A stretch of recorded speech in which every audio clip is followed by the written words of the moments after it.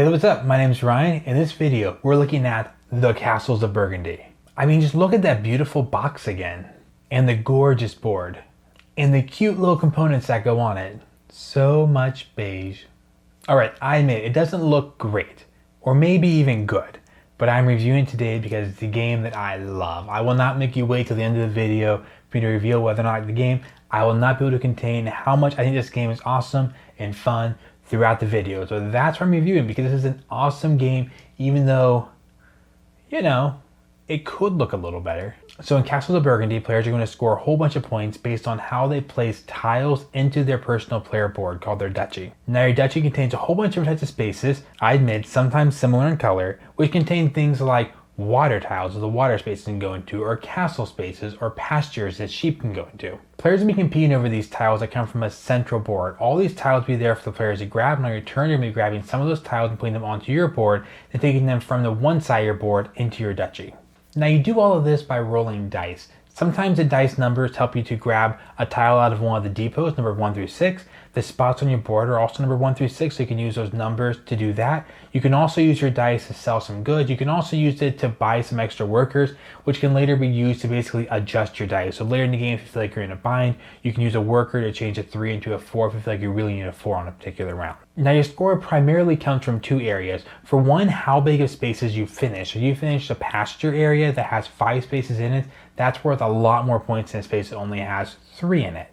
You're also going to score by how soon you do that. So if you finish the space in the first round, you score 10 points. If you finish the spot in the last round, you're only going to score 2. So basically, how soon and how big an area can you fill your space up will be a big thing that determines if you win the game. You also can acquire quite a bit of endgame score by grabbing the yellow tiles, which go into your duchy, and they basically give you endgame score on something like 2 points for every one of these you get, or an extra one of these every time you do this action. So before I get into a few things like about the game, of course, if you're enjoying the video, hit that like button down below. It really helps the channel out. So the first thing I like about Castles of Burgundy so much is that the tiles have so many things they do. When you put a water tile into your city, that moves your boat forward, which lets you be the first player if you're not already the first player. Basically, the highest person on that track becomes the first player.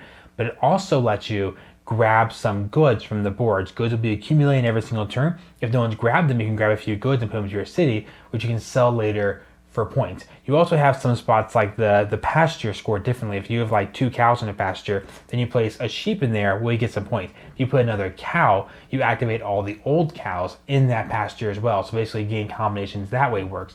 The castles tile give you a bonus turn. But the best tiles are the beigest of the beige ones, the city tiles. And there's 8 of them, I believe, and each one does something unique for your city, which at first can seem a little overwhelming, but there's a chart on your board that explains them all pretty well. But they'll do things like when you place this one gives you 2 silver. When you do this one, you get 2 of the workers or 4 of the workers that help you change your dice adjustment. This one here lets you grab an extra blue from the board and put it into your duchy. So basically comboing off those is really fun. It's one of the best you can do on your turn. You typically do 2 things on a turn, but sometimes you can do something on a turn where you place a castle, which gives you a bonus action. Well, you're also going to take a beige tile, the city tiles. When you place that one, it lets you do a bonus action here, which gives you enough silver to then spend silver, get something out of the middle, and place another beige tile, which does this. You can have these turns where you actually can get typically 2 things done, but some big combo turns you might get 3, 4, 5 things done on one turn. So this might all seem a little point salad to you. Point salad being the idea of a game that just, here's a bunch of points. I'm going to go here, 3 points for you. I'm going to flip this over, 3 points for you. Everything you do gives you points. It's not. It's the one better than this game. First of all, they will destroy you at, because it's not really a point salad. Everything you do gives you points. Most things you do end up giving you points somehow. It's really an efficiency game. Like, let's say you have a 5 spot of the city tiles out there, and you want to complete that 5 spot. Well, when you get that, I don't remember what the bonus is, but you get so many points for finishing a spot of 5. It could be 15 points. I'm not really sure though. You get so many points for doing that. But again, remember, earlier in the game you do that, the more points you get. So if you can do that in the second round, you're going to get 8 bonus points when you finish that as well.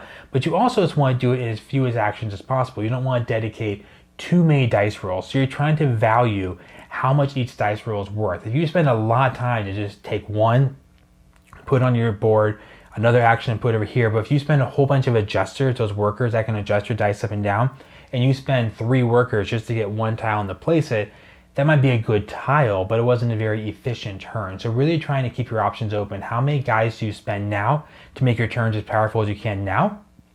while also maintaining some efficiency. So by the end of the game, you didn't just take a whole bunch of expensive actions instead of a whole bunch of better, more cheaper, medium expensive actions. Now this concept might make a little more sense as I explain the dice. So the dice in Castle of Burgundy, what you're going to do is every turn, everyone rolls. So you can look around to what everyone this turn's roll is going to be.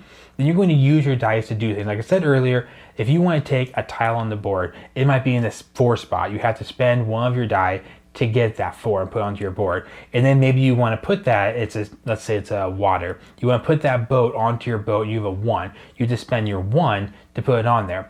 But if you roll a 5 and a 3, you might not be able to get those 2 tiles this turn, so you have some options. This is where it gets really interesting. You might want to spend one of your workers and grab that boat anyway, because you don't want an opponent to take your boat from you. So you're going to spend that worker and grab the boat. Or maybe you choose, I'm going to risk it. I'm going to let that boat go. With my 5, I'm going to sell some goods and get some victory points now, just kind of bank some for the end of the game now. With my 3, I'm just going to use my 3 and grab 2 more workers. So in general, games with dice tend to be very lucky. What Castles of Burgundy does really, really well is you roll. You have the luck happen first, and then your turn is deciding what to do with your roll. It's sort of an odd concept, but it's very different than, I want to try to battle this bad guy. You roll. Oh, I rolled bad, I failed. Instead, you roll, then you try to make the best moves with what you have. Another thing I love about Castles of Burgundy is it does this player board idea and trying to build up your own duchy, and it's a little individualistic on your player board, but it's extremely interactive because all players are competing for the market things out there. You're trying to compete for being first in the boat race, so maybe you're second in the boat race, and then at the end of your turn, you jump ahead, so then you start the next turn. Well, you can actually take several turns kind of in a row before another player gets to go because you jumped ahead in the boat race. But then the biggest thing is the tiles out there, so every round, depending on your player count, you might only have 2 mines out there, and mines are powerful because they give you silver. Silver can be used either for victory points or to grab special tiles out of the center for a free action. And so you want the mines, but if there's only 2 out there, whether or not you're going to kind of jump in there and steal those silver first. If you steal the silver, so it might take castles from you. So it's very interactive. You look at your opponent's board and say, you know what? They really need that city tile. I need it. I should take that this turn. Again, just add more layers of depth to that strategy of, okay, this is what I want to do, but I see they're probably going to hit this tile, so I should do this one now. Is that worth it for me? Just great. You get to make your own little thing on your board, but still very interactive with the other players. All right, so things I don't like about Castles of Burgundy. Did I mention it looks really boring? I'm not even a huge, the box has to look great gamer. And I can play an ugly looking game and have a great time. But the box I looked at it for a long time, it just kind of looks boring. There's some pictures online. Should I get this game? And it's it just doesn't look that exciting. It doesn't show how exciting the actual gameplay is of being competitive, going on the table, competing for spots. So I wish it looked a lot better. You can't argue too much about this point because the game's actually making a prettier version of itself, which isn't changing the game too much. It's just trying to make it look more beautiful. So they know it's a problem as well. Other than that, just be aware that, again, it is complicated enough that if you teach it to someone, they might find the game kind of difficult the first time they play it. So it's not just a super easy, super fast teach. It does have, again, those buildings are the most complicated things. I wish the chart was a little better about what they do. It kind of makes sense once you get into it, but there's just a lot. So just be aware. I mean, I first time I played the game, I did struggle with the fact that there's 6 types of buildings maybe. Then the brown ones have 8 different types within the brown. Then the gold ones are all unique. So you will find yourself flipping to the back of the rule book on some of those. I guess another little thing is there are a couple tiles I think are a little too overpowered. I just throw them out. There are, I don't know, a few hundred of these little things in the game. And a couple of the end game bonus tiles I've just found have had way too big of an impact end game score. And it's hard to stop the player who has them from doing anything they're doing. So it's kind of oh, it's going to be really hard to beat. I just throw them out because it's just I have a better experience where one player doesn't get one tile and kill them. Because other than that, the game is super balanced. It's not the person who goes for boats. When you first play the game, players will think that, oh man, I got to get ahead in the boat race. Because whoever gets ahead in the boat race, they're the first player. It doesn't matter that much. Don't kill yourself just to get ahead in the boat race and be the first player. You don't have to do that. You can win the game by other means. Okay, so for my recommendations, I think this is an awesome game. As far as medium weight games go, that, like I said, they are complicated enough that the first play might be kind of hard, but you can kind of get into them. They don't, though, burn your brain. It's not a super complicated strategic game that will really hurt you, but it's hard enough that if you're really good and you're playing against someone who's just learning, you probably will beat them pretty easily because, again, there's enough decisions, there's enough kind of knowing the tiles that are out there in combination. But it's great. The two biggest things I'd say this game is amazing that really, really made me love it was how smooth it is. You do 25 total turns, and so you just do a turn, 10 turns are like, oh, I'm going to do this and this. But by the end, you've done so much work.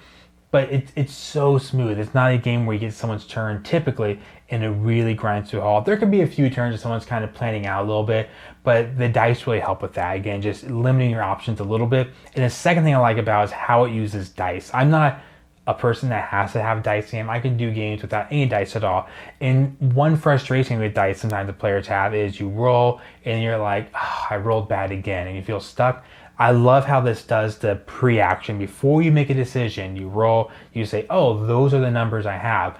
This is how I want to use them. So it makes you kind of morph your strategy based on a random set instead of trying to have a strategy and then roll and be like, oh, I guess I lost. Anyways, let me know in the comments down below if you play Castles of Burgundy before, if it's a game you love, a game you hate, or just like what's your other alternative favorite kind of, I don't know if it's my favorite, but it's up there in my favorite, just medium weight classic Euro games. And of course, if you like the video, hit the like button down below. It really helps the channel out. And you can subscribe to see more videos like this, some playthroughs, and lots of reviews. See ya.